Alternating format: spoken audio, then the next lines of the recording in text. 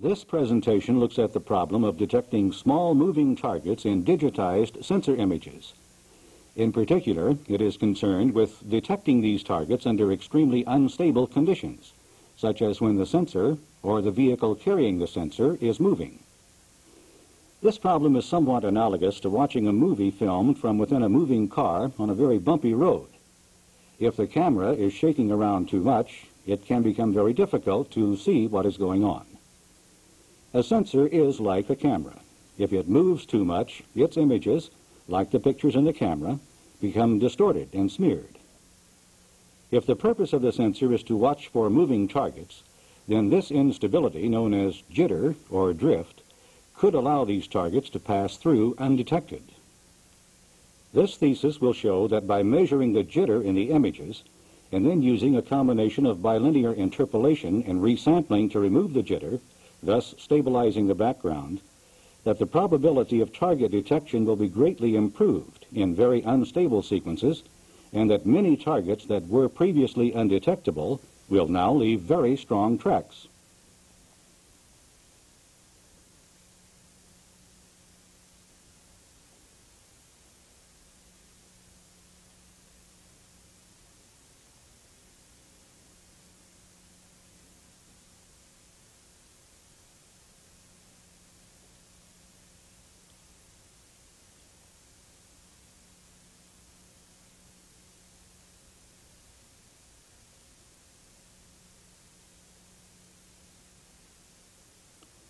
Displayed here is a simulated satellite infrared image taken of an area in the Nevada desert near Lake Mead.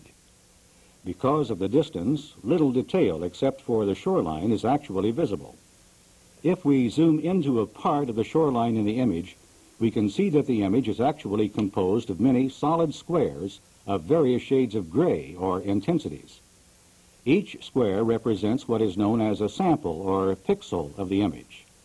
The intensity of a pixel represents the average intensity of the actual background it covers. If most of the pixel covers cold water, then the pixel will be dark. If instead it covers hot desert sand, then the pixel will be light. Lastly, if both cold water and hot sand are covered by the same pixel, then their intensities will be averaged to a warm shade of gray. Each pixel in the image is associated with a numeric value, representing that pixel's intensity. These numbers can typically range from about minus 32,000 to plus 32,000. The numbers in our image of Lake Mead range from about 9,000 to 21,000. When an image is displayed, these numbers get converted into shades of gray. Basically, the lowest number in the image, 9,000 in our case, gets displayed as black, while the highest number gets displayed as white. The numbers in between, then, get linearly scaled to shades of gray between black and white. The number of possible shades of gray depends on the method of display. The images in this demonstration have been scaled to 256 different levels. If the image gets modified such that the lowest and/or highest values change, then it gets rescaled before it is displayed. The new lowest number now is black. The new highest number is white, and everything in between is linearly adjusted. For this particular image, each pixel covers an area of 24 meters by 24 meters. Collectively, these pixels make up an image array. In this case, the dimensions of the image array are 64 rows by 64 columns. The total image shows an area which is approximately 3/4 of a square mile. 24 meters, the size of one side of a pixel, is known as the resolution of the image.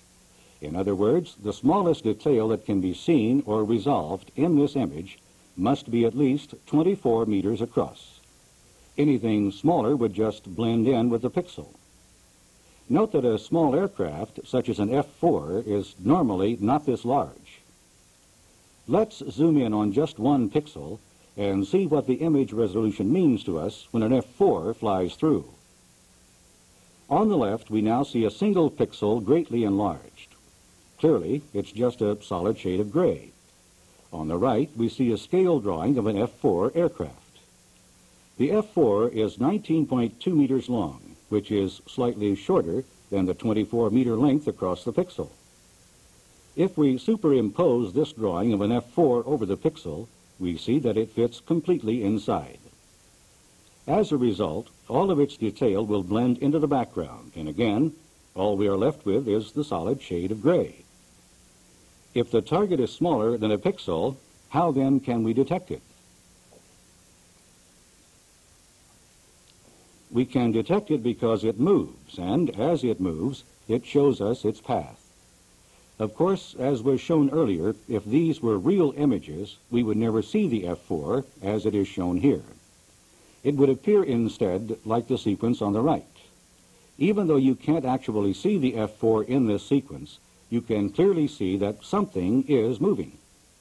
This is because, as it flies into a pixel, it affects that pixel's intensity, making it either lighter or darker, depending on the relative intensity of the target. Then, as the f4 continues to move from one pixel to the next, you can detect a pattern of intensity changes along the target's flight path. Each time the target moves, we are actually changing to another image with the same background. We refer to these images as frames, since they are like frames in a movie. This method of viewing the data is a common target detection procedure known as a looped movie, since the same movie sequence is looped through several times. We are currently watching a 4-frame loop movie. If we stop the movie and look at just one frame, there is no way that we can tell that there is a target there. It is the movement that gives it away.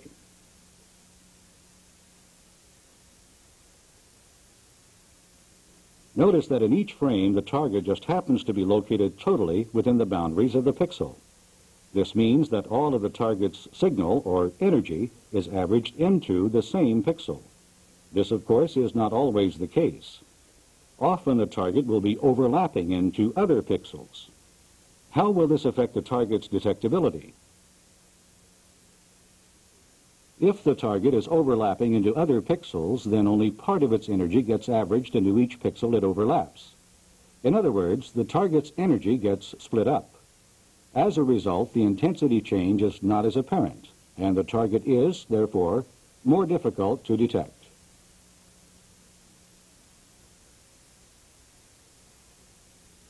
The type of sensor that produces images like these is known as a mosaic sensor. It is called this because the sensor actually consists of many detectors held together in a focal plane array. Each pixel in an image is the product of one of these detectors. The key element of a mosaic sensor is that each of the detectors, in a sense, takes a picture simultaneously. In other words, the 16 pixels in our blinking image here are all produced at the same time, as if they were 16 individual pictures. Each of these pictures are then put together, like a mosaic, to make up the image. Mosaic sensors are usually designed to operate in different modes. Examples are stare mode, where the sensor is forced to lock its stare onto some point on the ground for a period of time. Auto track mode, where the sensor locks onto a target and then tracks it. And push broom mode, where the sensor is not locked onto anything so that its field of view changes as the vehicle carrying the sensor moves. Currently, there are no known mosaic sensors aboard orbiting satellites. Satellite images, with which we are familiar from weather forecasts and so forth, are created by a different type of sensor known as a scanning rather than mosaic sensor. A scanning sensor normally consists of only one detector, or a row of detectors, which over a period of time scans a region to create an image. It is normally not as effective at detecting targets, since it does not stare at a large area for any period of time. A few experimental mosaic sensors are currently in existence, which are being tested aboard aircraft. As of now, scientists are relying on the images from these aircraft-based sensors and/or simulated satellite images in order to develop and test algorithms and to design and plan experiments for future space-based mosaic sensors. All of the mosaic images used in this presentation were simulated. Let's take a look at what was involved in creating these simulations. All of the images and targets that you have seen and are about to see were simulated from this actual low-altitude, dataless image of the Lake Mead area. An accurate sensor simulation program known as SuperSim was used to produce the simulations. During this presentation, pay close attention to the shorelines and to the two very small canyons that can be seen running vertically in the image. Using Fourier transform techniques, the image was compressed and degraded in order to accurately simulate high altitude and optical blur, and to maintain the spatial high frequencies of the original image. This is the image before simulation. And this is what we get after. Essentially, an image that was taken from an altitude of a mere 2 miles was transformed to appear as if it were taken from a satellite orbiting in space. Notice that with the decreased resolution, much of the detail in this simulated image has been lost. This is because each pixel now averages a larger area, which means that fewer pixels cover the entire scene. As a result, features such as the shoreline and canyons, which previously appeared to be smooth, are now very ragged. In the simulation process, several frames are actually created where each frame is shifted slightly from the next. This allows us to simulate random jitter and drift. Real jitter is usually caused by small vibrations of the sensor, either as the result of mechanical movements within the sensor or because of movement of the vehicle on which the sensor is being carried. Shown here is a loop movie sequence of 16 frames exhibiting jitter. The same sequence is being shown over and over, as will be done with all movies in this presentation. This jitter is considered small and is fairly typical of how real data often appears. Sometimes, though, the jitter can get quite large. Jitter this large can commonly be found in stare mode data, where the sensor had trouble locking onto a fixed point. Other causes could be turbulent air on an aircraft or repositioning on a satellite. Of course, faulty mechanics can be the cause under any conditions. Real drift is caused either because the sensor is physically moved or repositioned, and or because the position of the satellite or aircraft changes from frame to frame. Here we see a typical case of small drift. But again, as with jitter, drift can also become quite large. This sequence actually consists of big drift with a little jitter added. The data gathered while the sensor is in auto track mode will exhibit some of the same characteristics and problems as those found in large jitter sequences. This is because as the sensor is tracking the target appears to be relatively motionless within the field of view, while the background is moving behind it. Both jitter and drift are measured in terms of their size in relation to the size of a pixel. If the sensor is shaken, and as a result its field of view temporarily shifts 12 meters in a particular direction, we say that the frame jittered 1/2 pixel, bearing in mind that the size of the pixel is 24 meters in our example. The sequence we see here is drifting about 3/4 of a pixel per frame. The jitter is less than 1/10 of a pixel. Jitter and drift are also functions of the time between frames. An airplane, which we think of as exhibiting a lot of vibrations, can produce fairly stable frames if the frames are taken very rapidly, such as 100 frames per second.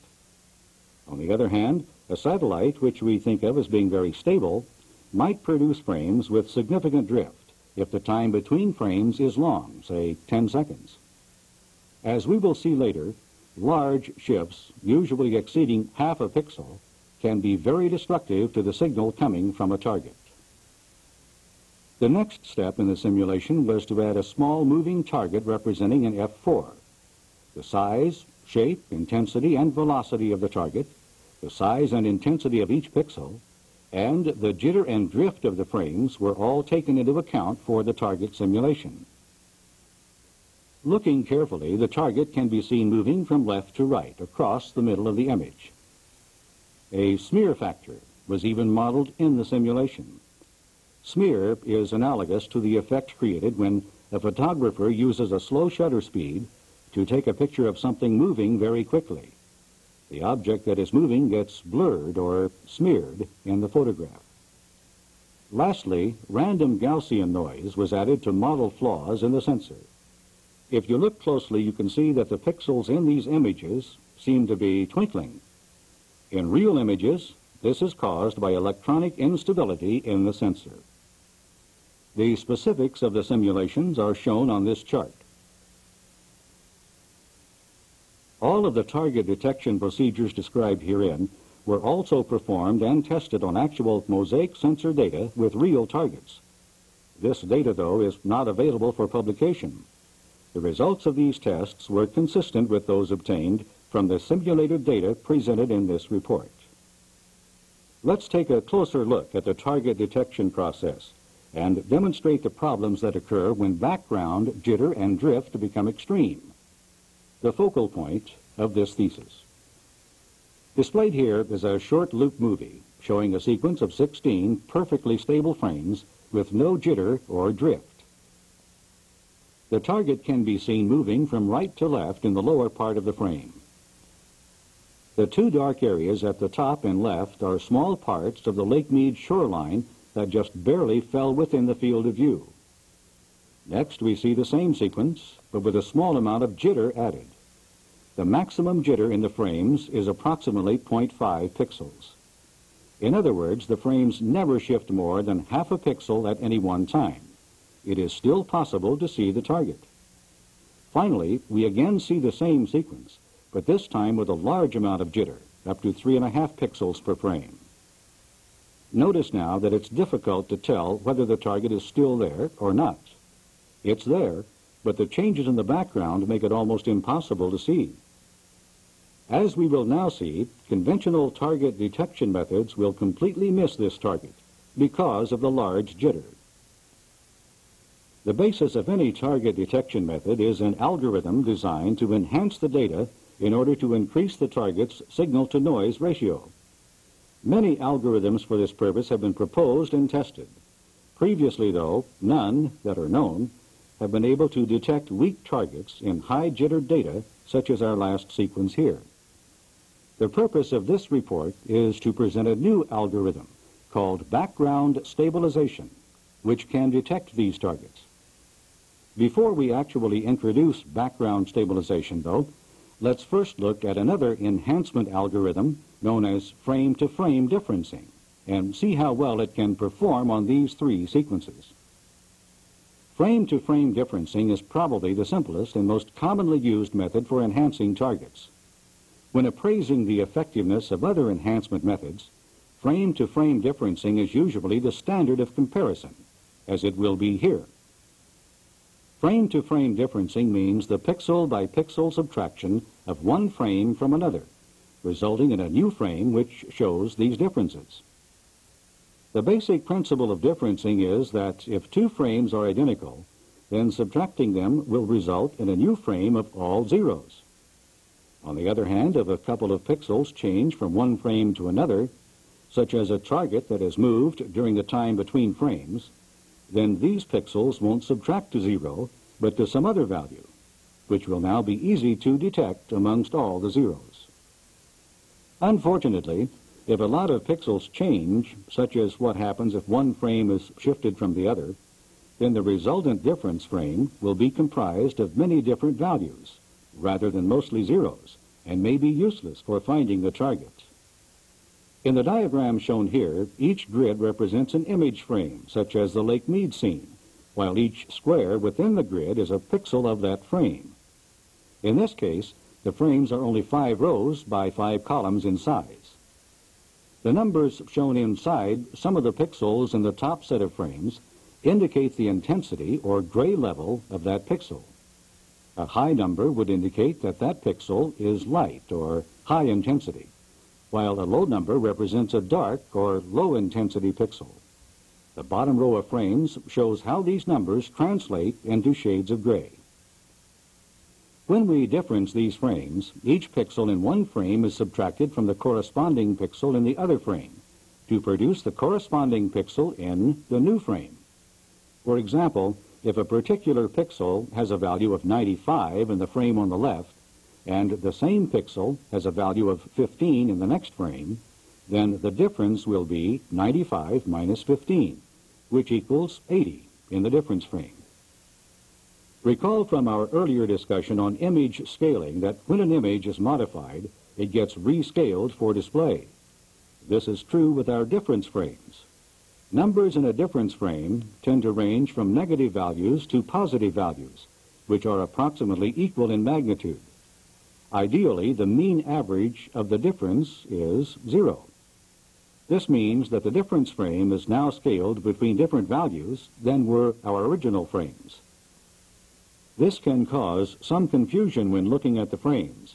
For instance, a black pixel in the second frame subtracted from a black pixel in the first frame might result in a light gray rather than black pixel in our difference frame when scaled with the relative differences of the other pixels.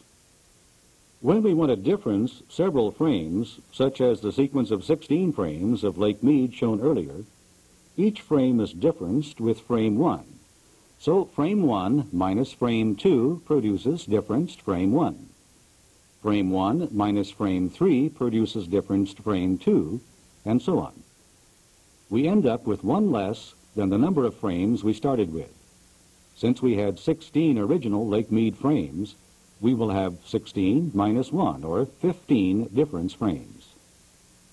As explained earlier, if two frames are identical, they will difference to all zeros. Depending on the method used for displaying this frame of all zeros, it will be scaled to display as some solid shade of gray, usually black. If the two frames are not identical, then there will be a variance in the difference frame. This variance is known as clutter leakage. As we will see later, clutter leakage is a particular problem in the vicinity of distinct high-frequency edges within the frame. Examples of high-frequency edges are roads, shorelines, buildings, etc., which exhibit high contrast with the neighboring pixels. Let's look at the ideal case where a sequence of backgrounds are identical and a target is flying through. We will look one at a time at a sequence of 4 frames. Frame 1 is shown on the left, frame 2 is in the middle, and their difference frame is on the right. Frames 1 and 2 are identical, except for one black pixel in each frame. Notice that the black pixel has moved one pixel up and to the left, from frame 1 to frame 2. The black pixel represents a simulated target flying through the field of view. The difference frame, which has been rescaled according to the new minimum and maximum pixel values, clearly shows the location of the target.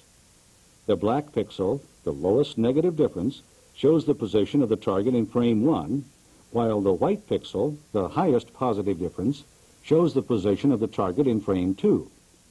The rest of the pixels in the difference frame are 0 and are scaled to display as gray.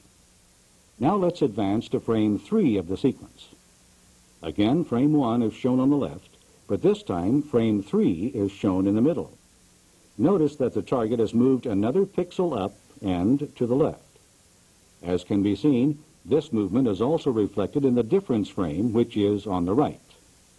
The black pixel still shows the position of the target in frame 1, while the white pixel now shows the position in frame 3. And again, we see the pattern progress another step in frame 4. This example is trivial, since the background didn't change. When the background changes, this task becomes more difficult. Let's look again at the 3-loop movie sequence of Lake Mead and see the effects of differencing as the background changes.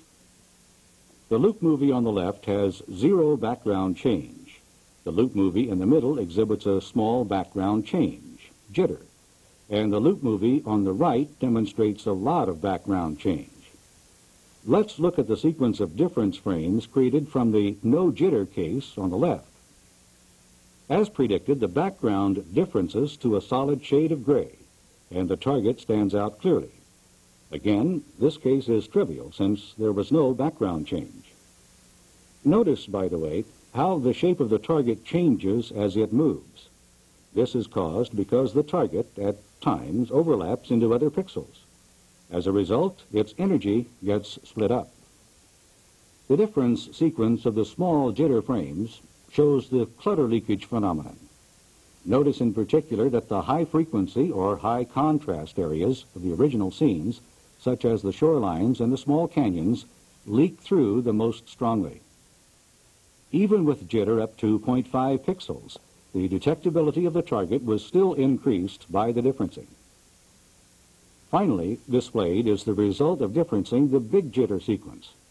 This time we see that as the background jitter increased, so did the clutter leakage in the difference frames. Note, too, that we still can't see the target in this sequence. The fact that we can clearly see or detect the target in the first two sequences is one thing, but can a computer detect it? Whether or not a computer by itself can detect the target will be the true test of our enhancement process. The test will be simple and straightforward. If an unbiased computer program can recognize the fact that there is a target moving in the frames, and if it can distinguish this target from the background clutter noise, then we will consider the target enhancement algorithm a success for that data set. Otherwise, it fails. An algorithm known as the TRACS algorithm is capable of performing these tasks if the data is sufficiently enhanced. We will use it here to judge the enhancement method. In other words, the target will not be considered detectable unless the TRACS algorithm can see it, regardless of how well we can see it. By analyzing the temporal and spatial intensity changes, the TRACS algorithm works by searching for pixels in each frame that exceed a specified minimum intensity. Progressing from frame to frame, the TRACS algorithm then looks for continuous linear patterns of these pixels. If a pattern continues to grow throughout the frame sequence, and if it eventually reaches a predetermined length, the TRACS algorithm displays it as a white streak across the computer screen.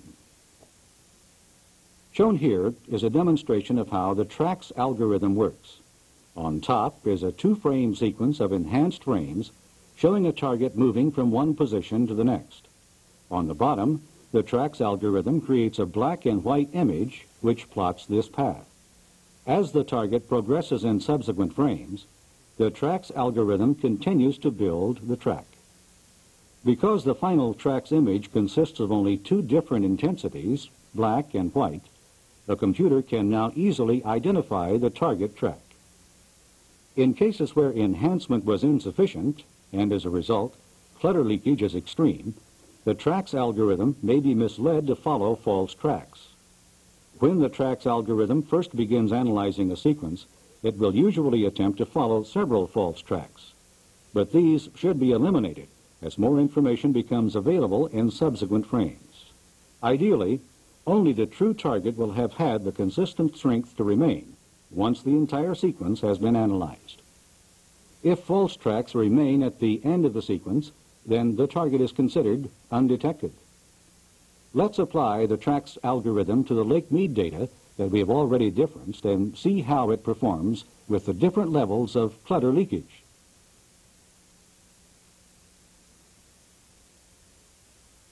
In the no jitter sequence with no clutter leakage, the TRACS algorithm performs perfectly and easily calculates the target's path.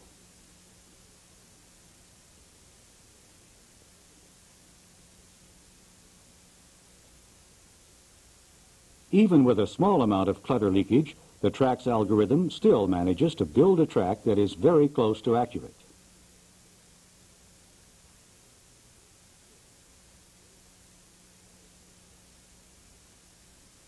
Notice in the first several frames of the sequence that many false tracks appear. Since these false tracks don't continue consistently in a straight pattern, though, they are eliminated as more frames become available. At the end of the sequence, only the actual target track remains. We have a successful detection.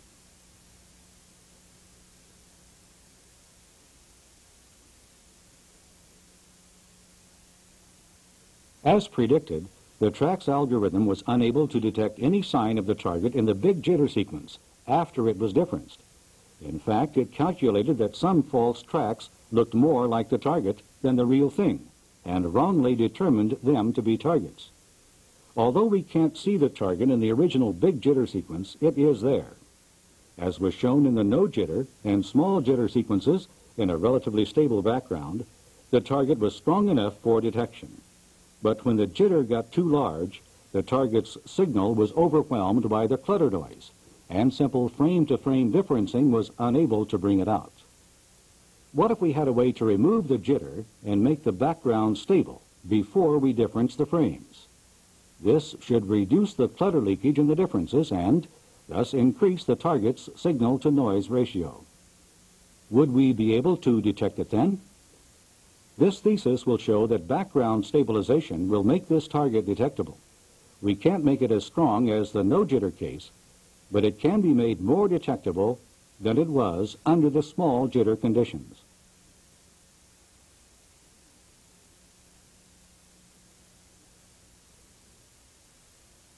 The background stabilization target detection algorithm performs 4 basic functions in order to enhance the target.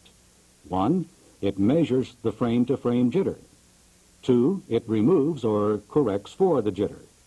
3, it matches the blur between frames. And 4, it applies the simple differencing algorithm which we have already seen. Measuring or estimating the jitter is the most complicated and critical step in this algorithm. An incorrect estimation could worsen our chances of detecting the target rather than improve them. Therefore, it's important that the estimation be as accurate as possible. Estimating the jitter means to try to calculate as closely as possible how much one frame is shifted from another.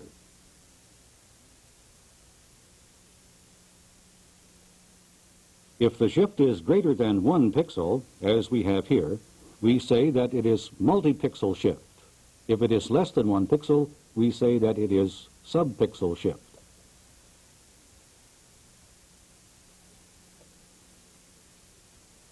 Background stabilization uses a 3-step process to estimate the jitter. First, it estimates the multi-pixel shift to the nearest pixel using a method called shift and correlate. Second, it takes the result of the multi-pixel shift calculation and uses a combination of bilinear interpolation and, again, shift and correlate to refine the estimate to the nearest quarter pixel. Lastly, it uses a method developed for this thesis called slope climbing to fine-tune the estimate to be very close to the true shift. Tests on simulated data indicate that this last step is very accurate, with an average error of approximately 0.07 pixels. It requires, though, that the shift be less than a quarter pixel. Step 2 assures this for us. Estimating the multi-pixel shift to the nearest integer is the simplest part. These 2 images clearly show a large shift from one to the other. Let's see how we can measure how much frame 2 is shifted from frame 1. First, we choose a subset, which we will call a window from the center of frame 2. Then, in a systematic fashion, we will move or slide another window to all possible positions on frame 1. Each time we slide the window to a new position, we compare the regions within the window areas to determine how well they match. Our goal is to find the best match. This will tell us our estimated multi-pixel shift to the nearest whole pixel. The correlation function, which we will identify with a lowercase r, is used to determine the best match after each shift of the window. As a result, this method for estimating multi-pixel jitter is known as shift and correlate. We base the accuracy of our estimation on the observed correlation value of the pixels within the window, where a correlation of 1.0 indicates a perfect match and 0 indicates no match at all. Ideally, we want to achieve a correlation above 0.9. Before we begin our jitter estimation process, let's compare the 2 frames just as they are. We'll do this in 2 ways. First, let's difference the 2 frames and note the clutter leakage. Recall that the more 2 frames are similar, the less clutter leakage we should expect in their difference. In order to quantitatively evaluate the clutter leakage, we will relate it to the standard deviation of the image intensity in the difference frame. A high standard deviation implies a large clutter leakage, while a small standard deviation implies a small clutter leakage. The standard deviation here, sigma, is almost 3,000, which is very high considering that the total range of the data is only about 12,000. This, along with the clutter leakage, tells us that these two frames are not very similar at all. Second, let's calculate a starting correlation value for the two frames by comparing their center regions. We come up with a correlation value, R equals 0.524, which, as one would expect from looking at the two frames, is far from a perfect match of 1.0. We'll use this value to mark our improvement later. Now let's start our multi-pixel shift estimation. We start by moving our window on the left frame to the lower right corner, and then shifting it pixel by pixel, line by line, until we reach the upper left. Each time we slide the window, we recalculate the correlation value by comparing the two windows. We keep track of the highest value obtained and the shift position that yielded that value.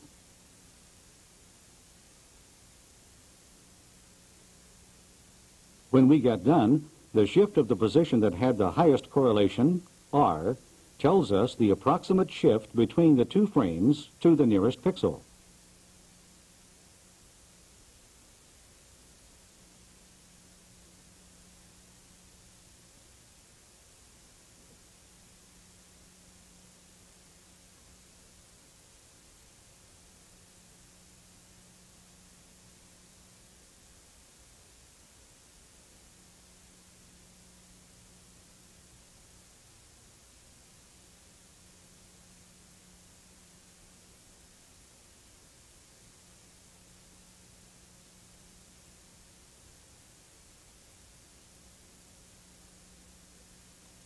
We can see that the highest correlation was R equals 0.899 at an integer shift of 3 pixels down and 3 pixels to the right.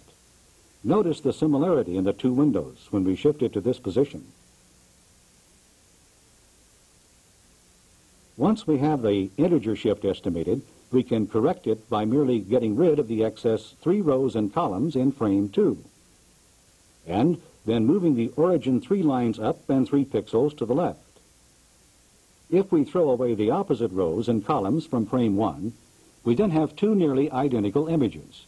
Of course, our images are now smaller because we threw away the parts that weren't common to both images. Let's difference these frames to see how we're doing. We now have a standard deviation of sigma equals 535 in our multi-pixel corrected difference frame. Comparing the clutter leakage now to the clutter leakage of the difference of the original frame, we can see a big reduction. This tells us that the two images are more similar than they were before.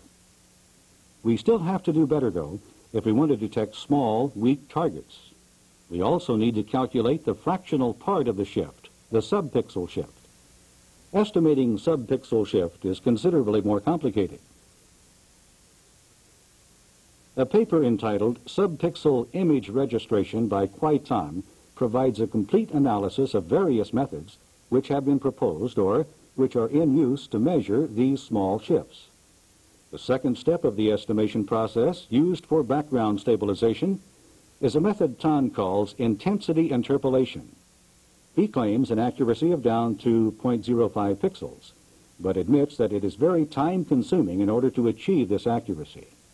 At this point, we are only after a 0.25 accuracy, which can be done very quickly, approximately 20 times faster based on the number of calculations that need to be performed. We will then improve our 0.25 estimation to almost equal Tan's 0.05 later with the slope climbing method in step 3. The intensity interpolation method is a variation of the shift and correlate method used to estimate the integer shift.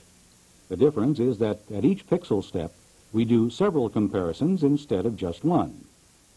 In between each comparison, though, we modify the window to approximate what the image might look like if it were shifted to each of the quarter pixel increments 0.25, 0.5, and 0.75 from the current position, both horizontally and vertically. Since we already know the shift to the nearest pixel, we only need to check for fractional shifts up to half a pixel in each direction from what we already have. Bilinear interpolation will be used to modify the window, It allows us to modify the intensity values of the pixels to give the appearance of shifting. Bilinear just says that we are trying to calculate the shift in two directions, horizontal and vertical. Interpolation means that we will approximate the value of a pixel after a quarter pixel shift by calculating a proportional value in between the two nearest integer pixels. Here again, we have one of our simulated images of Lake Mead. Let's zoom in again to a 4x4 and see how interpolation can be used to approximate a quarter pixel shift of the image. We're going to make our task easier here by approximating the shift in only one dimension, horizontal. Approximating the shift in both the horizontal and vertical dimensions, as we have to do to accurately estimate both the horizontal and vertical shift, is a bit more complicated, but uses the same principle.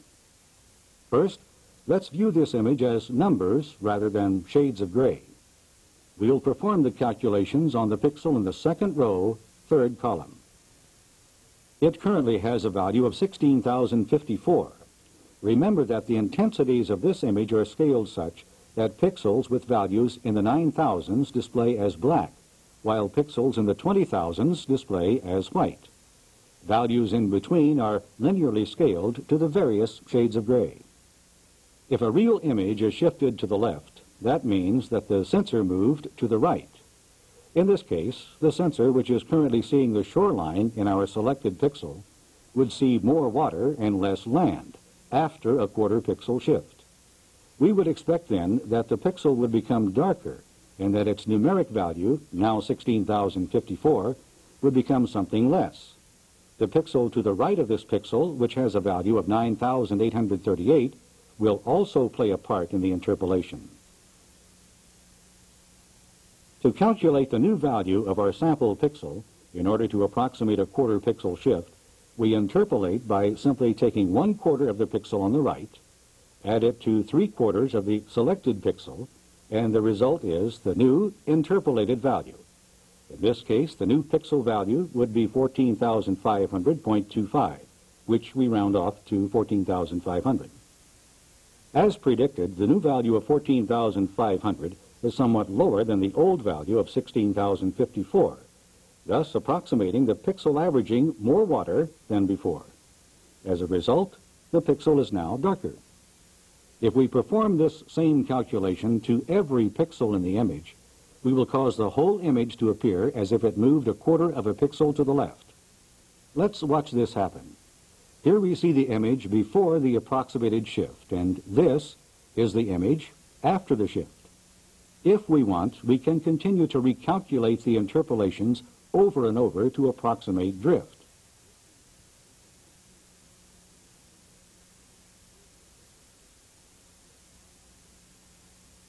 We can see how accurate these approximations are by comparing the approximated shifts to actual simulated shifts. The simulated shifts will be shown on the bottom. The approximations appear to be pretty good. You have to look closely to see a difference. The shoreline pixels probably show the difference the best.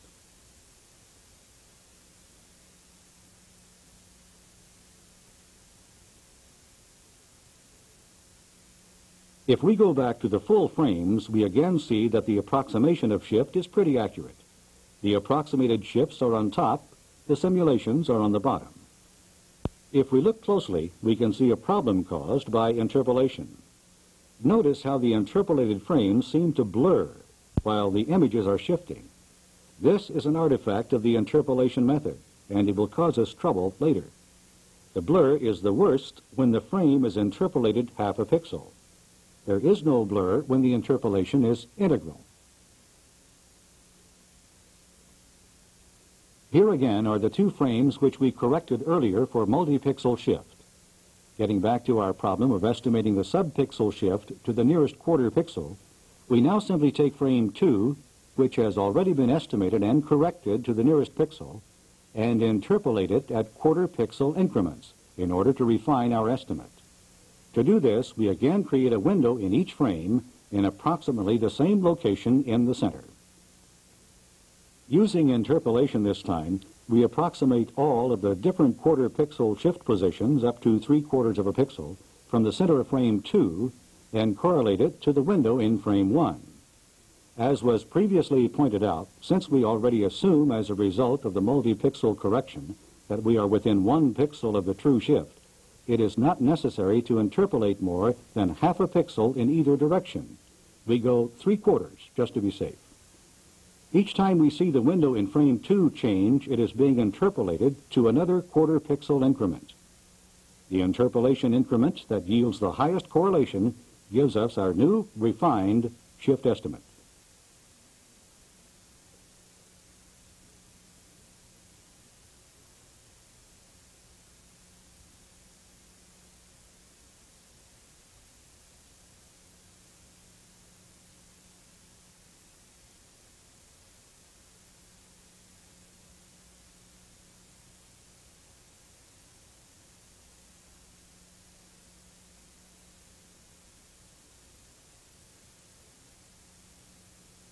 In step 1, we estimated that the frame on the right was originally shifted 3 pixels down and 3 pixels to the right from the image on the left.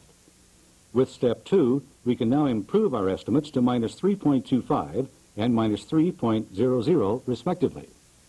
Now that we have our 1/4 pixel estimate, we can take frame 2, already corrected to the nearest pixel, and approximate the new estimated shift correction by interpolating it 1/4 of a pixel up. You have to look closely to see it change. These two frames are now even more similar. Note that our correlation has now increased to 0.988 from 0.524.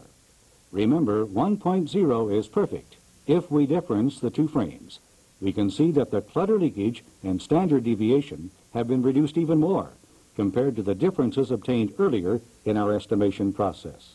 Another indication that our estimation and correction are getting pretty close. We can still get closer, though. The third part of our jitter estimation process is not as obvious as the first two parts, but is very accurate for estimating shifts that are less than 1/4 of a pixel. First, let's define the algorithm and then explain how it works.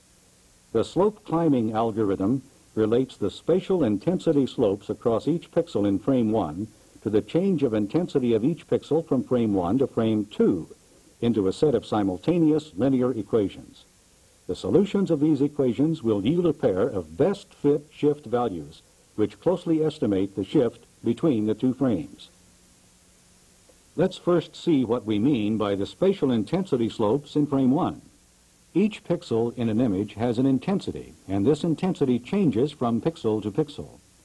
From any location within the image, if we travel along a straight path from one point to another, the intensity either increases, decreases, or stays the same as we move into each new pixel along the way. The rate at which this intensity changes is what we call the spatial intensity slope along that path. The line being drawn at the bottom shows the relative horizontal intensity slope of each pixel, being crossed over by the line being drawn on the image. If the intensity changes very quickly, moving between two very close points, such as neighboring pixels at the shoreline, we say that the intensity slope at that point is very steep. On the other hand, if the intensity changes very little throughout a large portion of the image, then the slope is fairly flat. For any given pixel, we can approximate an intensity slope across it, along both horizontal and vertical paths, by analyzing the intensities of the pixels around it. For instance, if we want to examine the horizontal path slope across a pixel at the shoreline in this image, we only need look at the neighboring pixel on shore, and then at the neighboring pixel in the water, to see that the horizontal path intensity decreases as we move from left to right. As a result, the horizontal path intensity slope across the pixel on the shoreline is negative, since we are going down in intensity as we move horizontally across that pixel. The vertical path intensity slope for the same pixel can be determined in the same way, by analyzing the neighboring pixels above and below it. An approximation for the slope across a pixel can be calculated by dividing the intensity difference between the neighboring pixels by 2. For example, to approximate the horizontal slope, we can simply subtract the intensity covered by the pixel on the left, which we will call I1, from the intensity of the pixel on the right, I2, and divide the result by 2. This gives us an approximation for the slope. We perform the same procedures to approximate the vertical slope, except that we subtract the top pixel from the bottom pixel. Now that we have the intensity slopes for that pixel, we next look at how much that intensity has changed in the same pixel in the next frame. We can now relate the intensity change to the slope as a simple linear function of the shift. All that is left is to solve the equation for the shift, and we have a very crude estimate based on 1 pixel. To improve our estimate, we derive the linear equation for each pixel in the frame, and then, using the method of least squares, solve for 1 pair of shifts which most closely satisfies all of the equations. This is our final answer for the estimated shift between the 2 frames.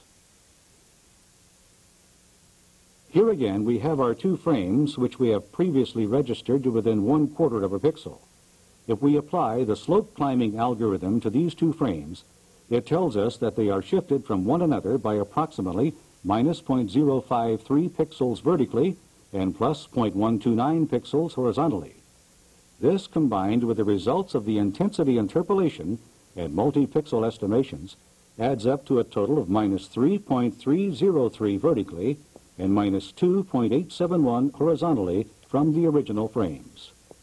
By again using bilinear interpolation, we can correct for the last small bit of jitter that we could estimate and make these 2 images practically identical.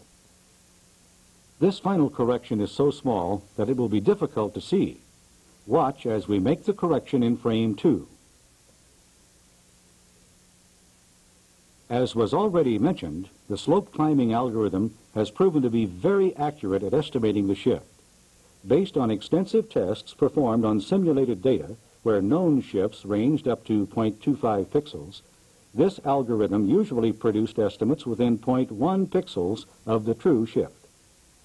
The true simulated shift between our original 2 test images was minus 3.375 vertically and minus 2.875 horizontally. Our estimation was off by only 0.06 of a pixel. The correlation value for these 2 images is now 0.994, almost a perfect match. Recall that we started with 0.524 and improved it after each step. The difference frames also show a marked improvement after each step. Shown here is the difference of the 2 frames after the final correction.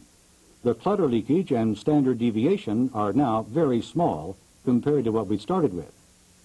Another way we can see the improvement in our jitter removal is to view the frames before differencing and switch rapidly between frame 1 and frame 2.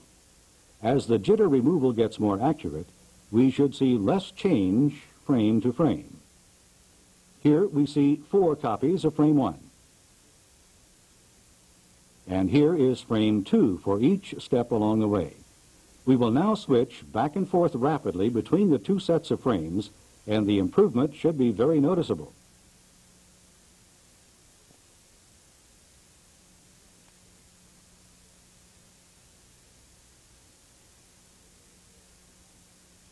But there is still one last thing that background stabilization does to reduce the clutter leakage in the frame difference even further. Remember the blur we pointed out earlier as we were interpolating frames? You can probably notice, too, that the corrected frame 2 on the right appears more blurred than the frame 1 on the left. This blur is an undesirable byproduct of interpolation. The difference in blur between the 2 frames adds to the clutter leakage.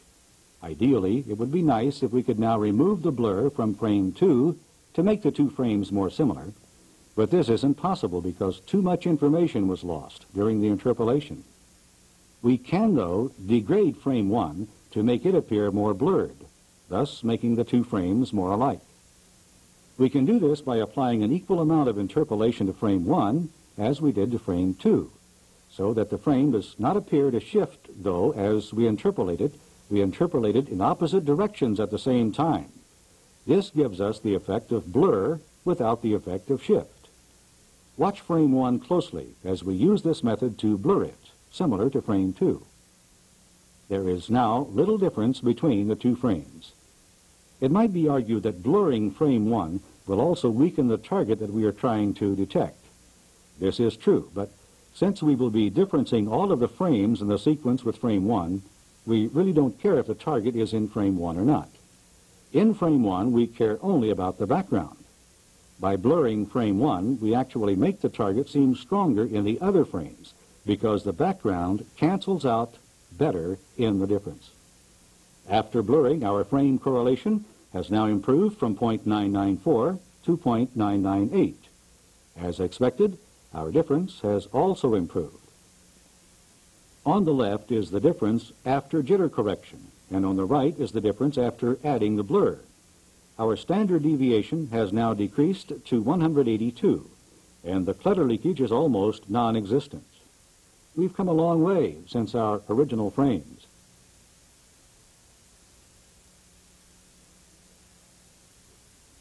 Let's rapidly switch the frames again, this time including the frames after blurring.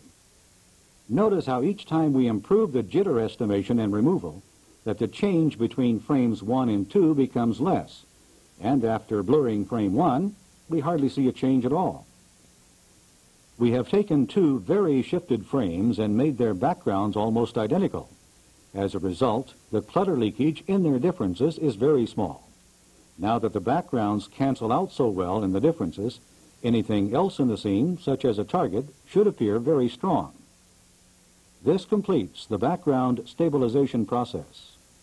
Let's now apply these steps to some unstable data sequences that contain targets that have previously been undetectable and see how well background stabilization performs. Let's look first at the sequence we saw earlier where we already failed.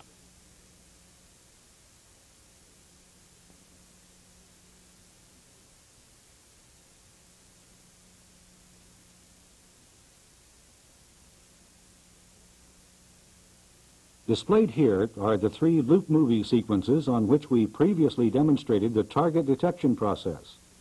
Recall that we were unable to detect the target in the big jitter sequence on the right. Let's try it again, this time applying background stabilization before we difference the frames. If we apply background stabilization to all 16 frames in this sequence, such that each frame is jitter corrected to match frame 1, the sequence will then appear like this. Notice that the stabilized frames are now much smaller than the frames in the original jittered sequence. As pointed out earlier, this is because only the region of each image, which is common to all of the images, is used to make up the stabilized sequence. The rest is thrown away. Normally, the original frames are much larger than those in our test sequence here, so this will not usually cause a problem. If you look carefully, you can see the target. Just by correcting for the jitter, the target has now been sufficiently enhanced to make it visible. Differencing each of these stabilized frames with an equivalently blurred frame 1 enhances the target even more. Recall that when we differenced the original frames, the clutter leakage was so bad that the target was completely lost. Now, because the background jitter has been corrected such that the backgrounds are all similar, the clutter leakage is very small and thus does not obscure the target. If we apply the tracks algorithm to the stabilized difference frames, we now get a well-defined target streak, unlike the false tracks we obtained earlier. Based on our testing criteria, we have successfully detected the target using background stabilization where we could not before. Before we finish, let's quickly look at 5 typical types of data sequences where targets were undetectable using conventional detection methods but were successfully detected after background stabilization. We will first look at another sequence of big jitter.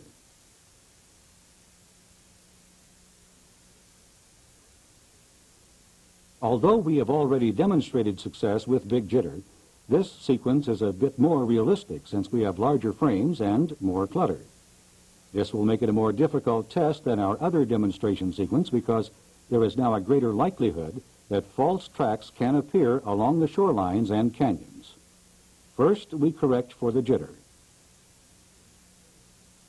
Then we blur and difference. And finally, the TRACS algorithm reports another successful detection.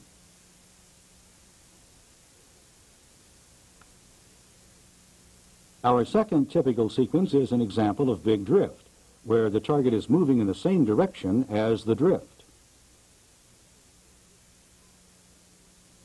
Recall that the direction of the drift is relative to the motion of the sensor, not to the direction the images are moving on the display. The sensor in this case is moving up and to the right. This is the same direction that the target is moving. This type of target motion is called in-track, and as can be seen, the target is successfully detected.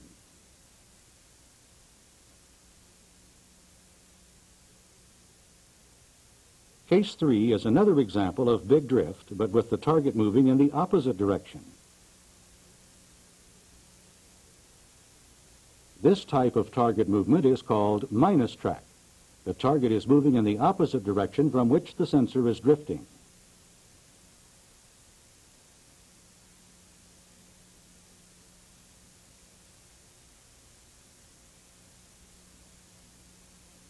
The next sequence, again big drift, is an example of where the target is moving perpendicular to the direction of the drift. This type of target motion is called cross-track.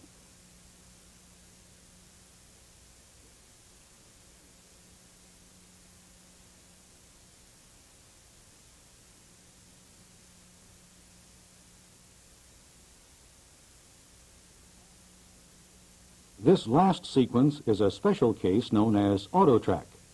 Normally, it is of only experimental value because we already know where the target is.